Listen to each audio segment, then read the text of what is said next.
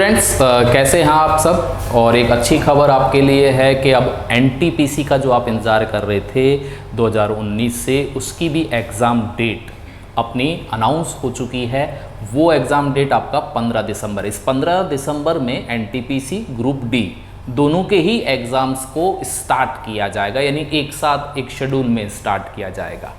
तो अब आपके पास 3 मेजर एग्ज़ाम आ गए। तो एक तो अपने पास हो गया राजस्थान का कांस्टेबल, एक दिल्ली का कांस्टेबल, दिल्ली पुलिस का कांस्टेबल, और तीसरा एनटीपीसी और ग्रुप डी। यानी करीबन अपने पास काफ़ी बड़ी तादाद में वैकेंसियों के लिए एग्ज़ाम्स आ चुके हैं। और अपना आगे जो शेड्यूल है वो ये है कि मैं बहुत जल्दी आपको एक ऐप तैयार कर रहा हूँ जो ख़ासतौर से इन 3 एग्ज़ाम के लिए है। इसमें पूरे कोर्स की वीडियोज़ होंगी, हर वीडियो के साथ एक पीडीएफ होगी, हर पीडीएफ के साथ सॉल्व करने के बाद एक टॉपिक वाइज टेस्ट सीरीज होगी, और फिर एक पूरी अपने पास फुल लेंथ टेस्ट होंगे। तो ये मैं खुद तैयार कर रहा हूँ, इसलिए थोड़ा सा समय लग रहा है। आज है 6 सितंबर और मैं आपको 5 डेज़ बाद यानी लगभग 10 या 11 सितंबर को ये ऐप दे दूंगा। और आप यकीन माने कि तीनों को जब आप ट्राई करोगे तो आपको साफ अंतर आ जाएगा, क्योंकि खुद मैं बना रहा हूँ। जितना भी मैं नॉलेज रखता हूँ कि पेपर में क्या क्या आ सकता है, उस हिसाब से मैं बना रहा हूँ। सारे वीडियोज़ होंगे। सबसे पहली बात, सारे वीडियोज़ आप, ऐसा है कि भाई एनटीपीसी के आपने 2019 में अगर तैयारी करी है और आप अपने आप को रिवीजन करना चाहते हो, तो हाथ की हाथ आपको जो टॉपिक के रिवीजन चाहिए, हाथ की हाथ आप उस वीडियो में इसमें देख लो। क्लियर है? तो आप कमर बांध लें। बहुत सारे एग्जाम आपके पास हैं। कोरोना के चक्कर में ना पड़ें, लॉकडाउन के चक्कर में ना पड़ें, अपने को डिप्रेस ना करें।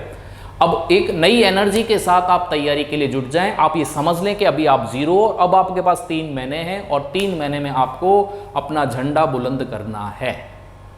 क्लियर है? तो अपना टॉपिक जो चल रहा था वो अपना यूट्यूब पर चल रहा था सिंपल इंटरेस्ट, और प्रीवियस क्लास के अंदर हमने एक सिंपल इंटरेस्ट का एक सिंपल कंसेप्ट सीखा और वहाँ से हमने आगे का रास्ता तय करा।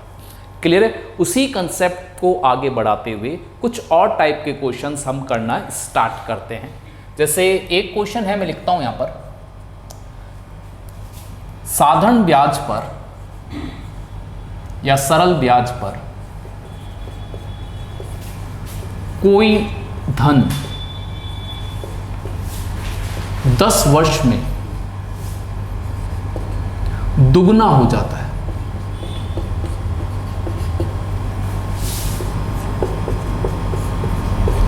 तो दर बताएं। सिंपल सा एक लॉजिक है। कभी 2012-13 के अंदर इस टाइप का कोई क्वेश्चन आता था, लेकिन अब इसके बड़े रूप आते हैं, लेकिन आपको यहां से स्टार्ट करना चाहिए। तो एक सिंपल सा क्वेश्चन है। कई बार आपने बुक, आपकी जो भी प्रैक्टिस बुक है उसमें ज़रूर यही डाटा वाला यही क्वेश्चन होगा भी।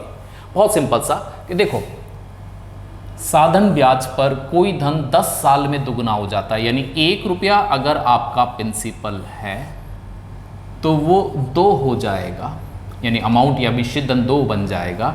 टाइम ड्यूरेशन कितना? 10 ईयर में। दर आपको बतानी है, तो दर बताने के लिए सबसे पहले आप देख लो कि आपको ब्याज कितना मिला है। आप बोलोगे ब्याज 1 मिला है। कितने साल में मिला है? आप बोलोगे 1 रुपया ब्याज है, मूलधन भी अपना कितना है? 1 ही है। अब आपसे मैं बोलूं कि आपको दर निकालनी है, तो ये कितने समय में है? जैसे प्रीवियस क्लास में मैंने आपको बताया था कि simple interest upon principal T × R, वही का वही चीज़ है। ब्याज यहाँ पर 1 है, आपने यहाँ पर रख दिया, प्रिंसिपल यहाँ पर रख दिया। क्लियर है? अब आपको समय से भाग कराना है, क्योंकि टाइम यहाँ पर चला जाएगा, तो दर निकालने के लिए टाइम को इधर रखना है, तो दर इधर आ जाएगी। तो अपने पास आ जाएगा 1/10, और 1/10 को कितना बोलते हैं? 10%। वही प्रीवियस कंसेप्ट जो प्रीवियस क्लास में आपने सीखा था, उसी बेस पर अपने पास ये क्वेश्चन है। क्लियर है? इस चीज़ को आपको समझना है कि 10 साल में 1 रुपया ब्याज अगर आपके पास है और मूलधन आपके कितना है? 1, तो 1/1 अपने पास हो गया। 10 से भाग करने पर 1 साल पर पहुंच गए, और 1 साल पर पहुंचने के बाद आप कहां पर पहुंच जाओगे? दर पर पहुंच जाओगे, 100 से मल्टीप्लाई करके, या फिर आपको बटा याद रहना चाहिए कि उसे परसेंटेज में कितना बोलते हैं। क्लियर है? आगे बढ़ते हैं, एक और इसी टाइप का क्वेश्चन करते हैं।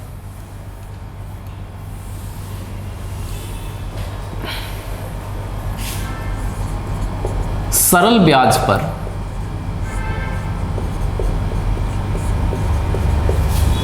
कोई धन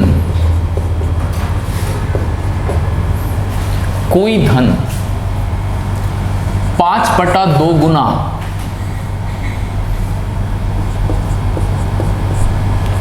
हो जाता है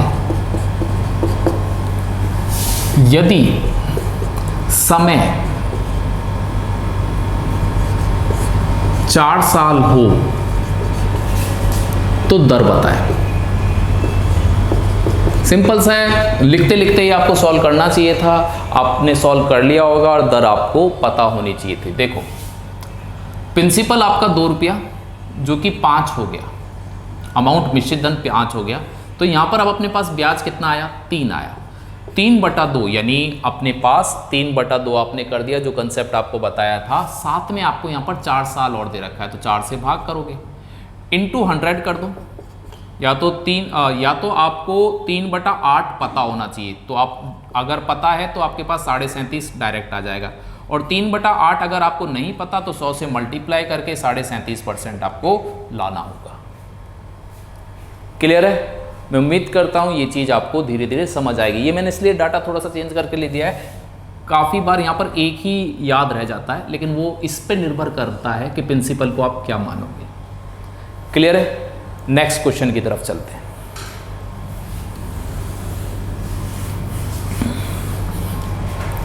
तीसरा, अब की बार थोड़ा सा और देखते हैं। सरल ब्याज पर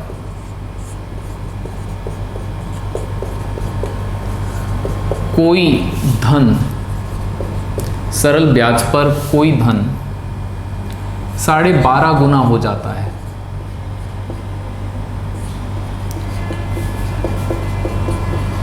सरल ब्याज पर कोई धन 12.5 गुना हो जाता है यदि दर 5% हो तो समय बताना है। तो समय बताना है, अब की बार आपको दर दे रखी है, समय बताना है। 12.5% या 12.5 गुना का मतलब अगर मैं सिंपल बोलूं तो 25/2 हो जाता है, यानी 2 रुपये आपके 25 हो जाते हैं। निश्चित धन अपना कितना हो जाता है, 25 हो जाता है। तो ब्याज अपने पास कितना मिलेगा, 23 मिलेगा। 23 ब्याज बटा 2, 2 रुपये पर 23 ब्याज मिल रहा है। आपके पास दर दे रखी है 5%। 5% है, देखो यहाँ पर टी और आर होगा। अब की बार अपने पास दर यहाँ पर जाएगी तो 5% जाएगी, या फिर आप 5% की जगह 1/20 यूज कर सकते हो। 1/20 जाएगी तो 20 ऊपर चला जाएगा भाई, ऐसे यहाँ पर 1/20 आएगा। ये चीज़ समझना, काफ़ी बच्चों को ये कन्फ्यूजन होता है। तो 20 कहाँ चला जाएगा, ऊपर चला जाएगा, और 20 जब ऊपर चला जाएगा तो आपके पास आंसर आ जाएगा 130 साल लग जाएंगे।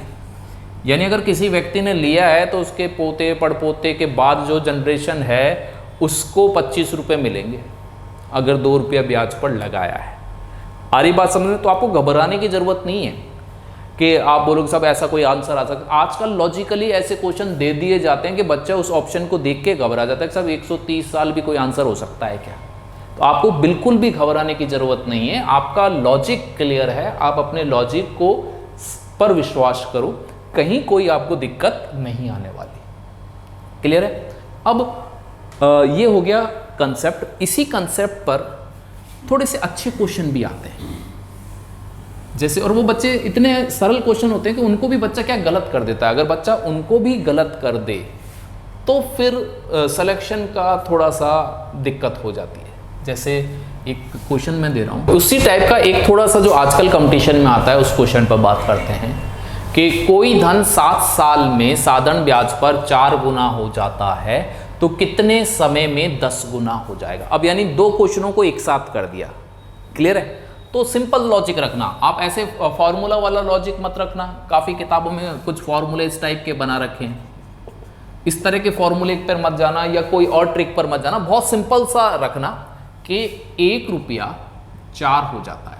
ये क्वेश्चन की पहली लाइन कितने साल में हो जाता है, आप बोलोगे 7 साल में। कितना ब्याज हो गया आपके पास, 3 ब्याज मिल गया आपको 7 साल में।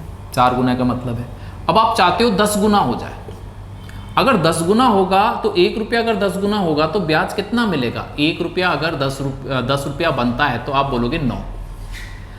3 ब्याज 7 साल में, 3 ब्याज 7 साल में बन रहा है, यानी 3 जो ब्याज है वो आपको 7 साल में मिल रहा है। तो 9 ब्याज आपको कितने साल में मिलेगा? आप बोलोगे 21 साल में। क्लियर है? आप क्या बोलोगे? 21 साल में आपको क्या मिल जाएगा? 9 ब्याज। और 1 रुपये पर अगर 9 ब्याज मिलता है तो अपना जो अमाउंट है वो 10 गुना कहलाएगा। क्लियर है? मैं उम्मीद करता हूं ये बात आपको समझ आ गई होगी। यहाँ पर सबसे अच्छी बात है कि इस तरीके से आपको दर निकालने की ज़रूरत नहीं कि पहले आप दर निकालो, उसके बाद फिर आप क्या करो कि यहाँ पर समय पर जाओ। आप डायरेक्ट समय से समय पर जा सकते हो, बस लॉजिक क्लियर होना चाहिए। 7 साल में 3 ब्याज, तो 9 ब्याज कितने साल में? आप बोलोगे 21 साल। क्लियर है? नेक्स्ट क्वेश्चन करते हैं। अब नेक्स्ट क्वेश्चन उसी टाइप का है जो आपको करना है। मैं एक बार बोल देता हूं। साधारण ब्याज पर 8% की दर से कोई धन 3 गुना हो जाता है, उसी समय में टाइम ड्यूरेशन वही रखना है, किस दर से धन 5 गुना हो जाएगा? अब आपको इसका आंसर निकालना है, यानी दर निकालनी। ओके, पॉज कर लो, आराम से इत्मीनान से अपना क्वेश्चन करो। आया हुआ है रिसेंटली इस टाइप का क्वेश्चन। तो देखो, आपका 1 रुपया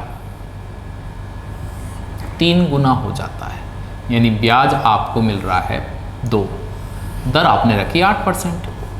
अब आप चाहते हो कि धन 5 गुना हो जाए, जो ब्रैकेट में लिख रखा है, जो अब हो चाहते हैं वो वाला 5 गुना, तो ब्याज कितना होगा? आप बोलोगे 4। अब मुझे बताओ, 2 ब्याज 8% की दर से, तो 4 ब्याज यानी उससे जस्ट डबल वाला ब्याज कितने होगा? आप बोलोगे 16% की दर से। इतना मामूली क्वेश्चन है। अगर कंसेप्ट आता है सरल है, अगर आपको कंसेप्ट नहीं आता तो या तो फिर आपको बहुत सारे फॉर्मूले याद रखने पड़ेंगे या फिर कोई और तरह का आपने ट्रिक लगानी पड़ेगी। लेकिन क्वेश्चन थोड़ा सा भी घूम गया तो आपकी ट्रिक वहीं की वहीं रह जाएगी। आप कंसेप्ट पर जोर दो, जो आपको मैंने पहली क्लास साधन ब्याज में बताई थी, उसी के कंसेप्ट को अपन धीरे धीरे आगे बढ़ा रहे हैं। क्वेश्चनों में कोई दिक्कत नहीं है, क्वेश्चन आए हुए हैं सारे क्वेश्चन, और बहुत सरलता से किए जा सकते हैं। क्लियर है? नेक्स्ट क्वेश्चन है, साधारण ब्याज पर एक निश्चित दर से 2 साल में धन 2100 रुपये, 5 साल में 2250 हो जाता है, ब्याज की दर बतानी। बहुत सिंपल सा क्वेश्चन है, मैं उम्मीद करता हूँ आप कर पाओगे। अगर आपको कंसेप्ट क्लियर है तो एक बार पॉज करके सॉल्व करो, फिर मेरा आंसर चेक करना। क्लियर है? तो स्टार्ट करें। देखो, आपका प्रिंसिपल और उसमें अगर 2 साल का साधन ब्याज जोड़ दिया जाता है तो 2100 रुपये बन जाता है।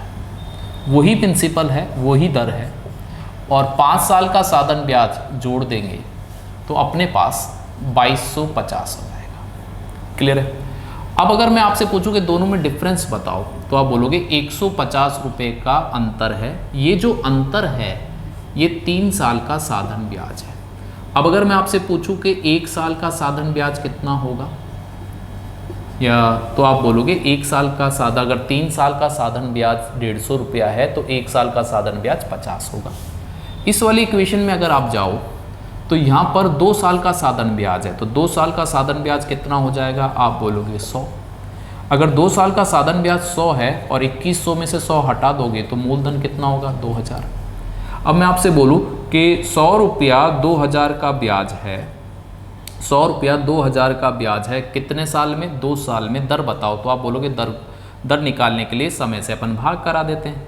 तो यहाँ पर अपने पास जो अपने पास बन के आएगा 1/40 आएगा। इसको 100 से मल्टीप्लाई कर दो दर निकालने के लिए, और दर निकालने के लिए अगर आप 100 से मल्टीप्लाई करोगे तो 5/2% अपना क्या हो जाएगी? दर आ जाएगी। प्रिंसिपल भी निकाला जा सकता है और दर भी निकाली जा सकती है। ये वाला क्वेश्चन इतना मामूली सा क्वेश्चन 10+2 SSC में आया हुआ है।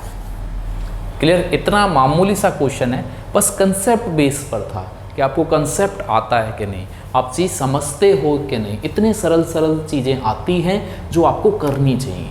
कोई भी ऐसा पेचीदा क्वेश्चन नहीं आता जो आपको ऐसा लगेगा जिसमें कोई बहुत बड़ी गणित लगेगी। आप बहुत आराम से चीज़ों को कर सकते हैं, बस कंसेप्ट पर नज़र रखें।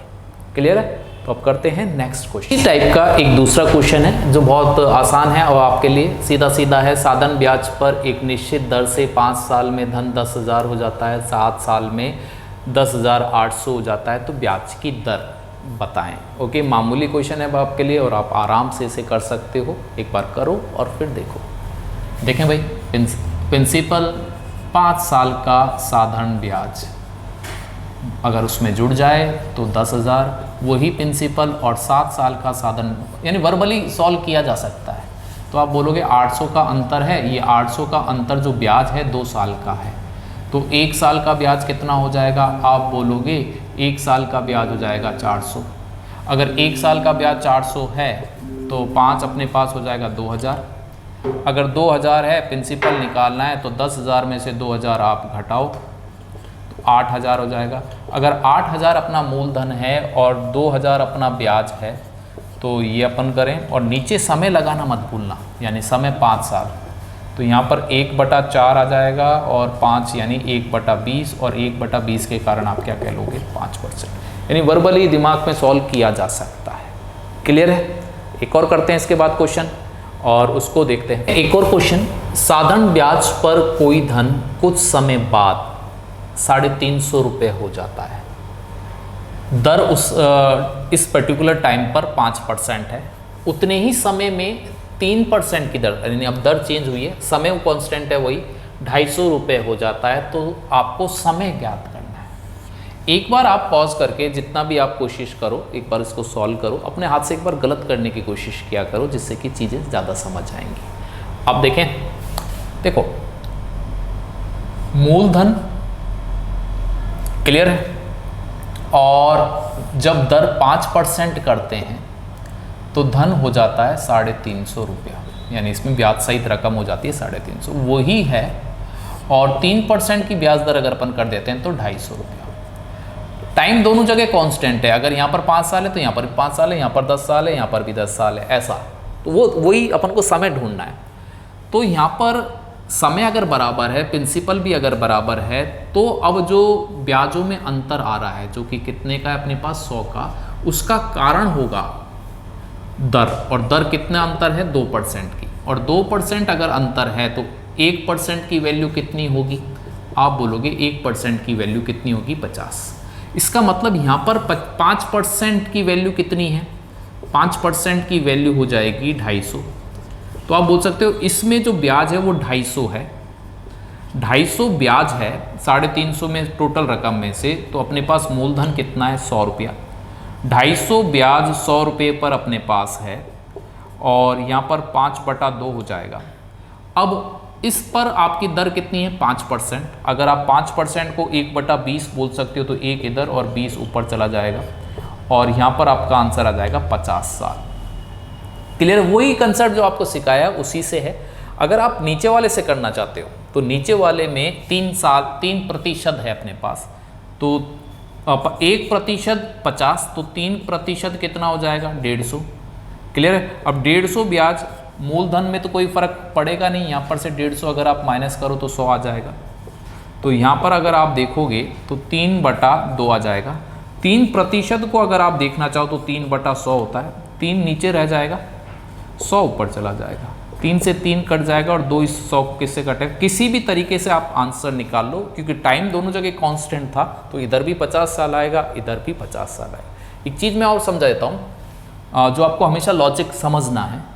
अगर आपने 2 जगह समान रकम लगाई है, टाइम भी दोनों जगह TT है, और ब्याज में फिर भी अंतर आ रहा है, यहाँ पर SI1 और SI2 आ रहा है, तो ये अंतर किसके कारण होगा? दर के कारण। क्लियर है? मैं इधर लिख देता हूँ, ये आपने उतार लिया होगा, मैं फिर से एक बार आपको बताता हूँ, जिससे आप इस कंसेप्ट को समझना। अगर 2 जगह मूलधन समान है, टाइम भी 2 जगह समान है, फिर भी ब्याजों में अंतर है, इधर SI1 और इधर SI2 आ रहा है, तो कारण क्या होगा? कारण का क्या होगा? दर। अगर मूलधन बराबर है, दर भी बराबर है, फिर भी ब्याजों में अंतर आ रहा है, यहाँ का SI1 कहला रहा है, यहाँ का SI2 कहला रहा है, तो अब की बार कारण क्या होगा? समय। दर 2 जगह समान है, टाइम भी 2 जगह समान है, यानी आपने दर 5% दे रखी है, समय भी 10-10 साल दे रखा है, फिर भी ब्याज में अंतर आ रहा है, तो फिर तो कारण क्या होगा, मूलधन होगा कि दोनों का मूलधन क्या है, अलग अलग है, इसका कुछ और है, इसका कुछ और है। आ रही बात समझ में? तो ये लॉजिक भी आपको हमेशा याद रखना कि वो जो ब्याज में अंतर है उसका कारण क्या है। दो जगह तो कांस्टेंट वैल्यू दे रखी है, एक वैल्यू अलग अपने पास है, उसके कारण वो कम या ज़्यादा आपको प्राप्त होता है। तो उम्मीद करता हूँ ये छोटा सा कंसेप्ट है, ये आपको समझ आया होगा। और अब अपन मिलते हैं नेक्स्ट क्लास में। नेक्स्ट क्लास में हम और एक इंस्टॉलमेंट को लेंगे। साधारण ब्याज की इंस्टॉलमेंट कैसे बनती है, चक्रवर्ती ब्याज की हमने इंस्टॉलमेंट देखी थी, वो ज़्यादा सरल है, लेकिन साधारण ब्याज की थोड़ी सी लैंग्वेज वाइज पेचीदा हो जाती हैं, क्योंकि इसमें बहुत सारे क्वेश्चन बन सकते हैं। तो कंसेप्ट पर वहाँ पर अपन बात करेंगे और उससे रिलेटिव क्या क्वेश्चन होते हैं वो देखेंगे। अगर आपको लग रहा है कि वाकई सही पढ़ाया जा रहा है और कंटिन्यू पढ़ाया जा रहा है, सबसे बड़ी बात है कंटिन्यू क्लास लग रही हैं यूट्यूब पर, तो आप शेयर और सब्सक्राइब करें। कंटिन्यू का मतलब है कि रोज़ आपको क्लास मिलती है। होता है क्या है, यूट्यूब पर कोई आता है, एक क्लास लेता है, फिर 5 दिन बाद और किसी टॉपिक की लेता है, 6 दिन बाद और किसी टॉपिक की लेता है। अगर कंटिन्यू क्लास मिलती रहे तो बच्चे को भी इंटरेस्ट आता है। और क्लासों का जो ड्यूरेशन है थोड़ा सा छोटा रखना चाहिए मेरे हिसाब से, जिससे कि आराम से बच्चा 20, 30, 40 मिनट तक देख सकता है। लेकिन 1-1.5 घंटे की क्लास देखना थोड़ा सा स्टार्टिंग वाले बच्चों को मुश्किल हो जाता है। क्लियर है? तो मिलते हैं नेक्स्ट क्लास में।